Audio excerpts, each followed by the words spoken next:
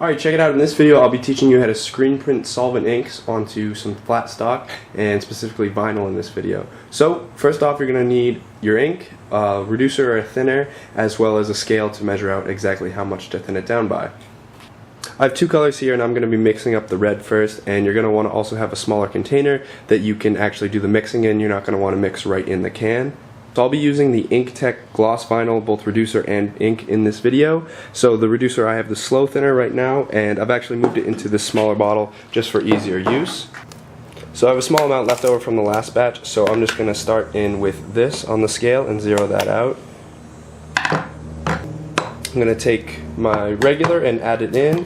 Now it's recommended to reduce it about 5 to 10%. You can do the math yourself, and it's pretty straightforward. I don't find that even if I do get anywhere higher than 10%, that it's a major downfall. You just would like to stay in that kind of category so it doesn't dry in your screen, as well as it has not too long of a dry time once you do print the stock. Solvent inks are an air dry ink, so you're going to want to be sure to cap everything off once you're done. Now you're going to want to give everything a mix before you actually go into mixing it as well on the scale. So an interesting feature about solvent inks is that this is apparently a really dark red, but it's actually a translucent color, so when you print it on like a white stock, it shows through as a very vibrant red, which is an interesting characteristic and allows for some unique printing functionality. So you can cap your can off, you won't be using this again. So the scale reads 3.2, we're going to add in probably about 0.1 ounces of reducer.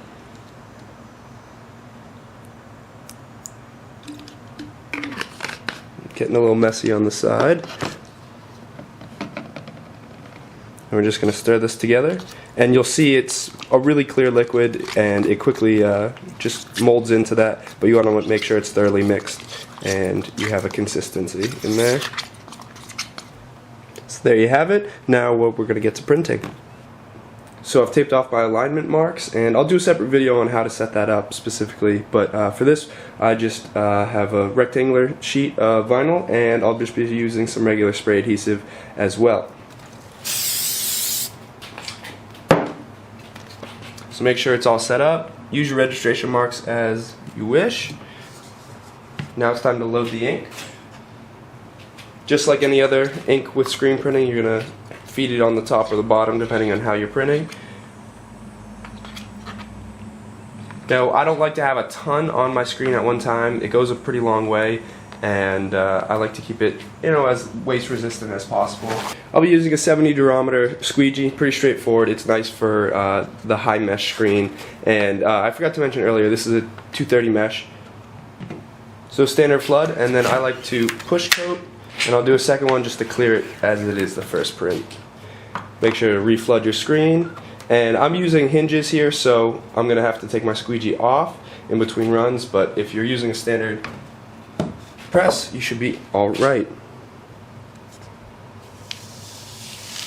So like I mentioned before, on the white stock you can see the red is still a vibrant color, even though it appeared really dark in the can. This is due to the transparent qualities of this red ink in particular.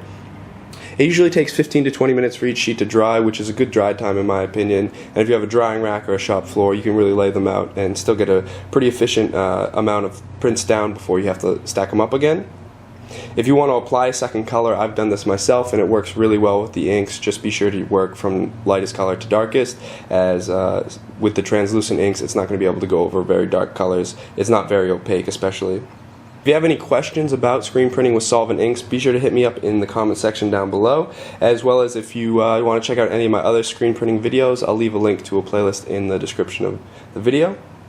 Be sure to head over to screenprinting.com, where you can save $10 off an order of $100 using the coupon code SIVE10. That's for you guys to use, and it helps me make more of these videos as well. So be sure to head over there, and if you have any questions, like I said before, hit me up in the comment section down below. That's going to do it for me, guys. Peace.